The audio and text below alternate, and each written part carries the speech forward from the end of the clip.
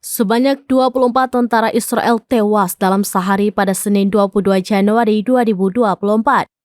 Hal itu mengejutkan pemerintah Israel termasuk Perdana Menteri Benjamin Netanyahu.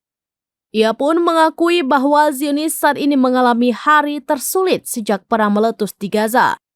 Dikutip dari Tribunnews.com, Israel disebut akan menyelidiki kematian terbanyak dalam satu hari di Gaza karena 24 tentara tewas. Hal ini dikonfirmasi oleh Perdana Menteri Israel Benjamin Netanyahu. Penyelidikan ini dilakukan untuk mengetahui penyebab kematian 24 tentara di Gaza dalam sehari.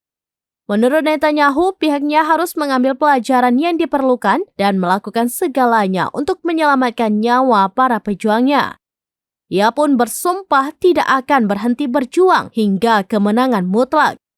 Diketahui sebelumnya, juru bicara militer Israel Daniel Hagari menyebut 21 tentara cadangan Israel telah tewas di Gaza Tengah.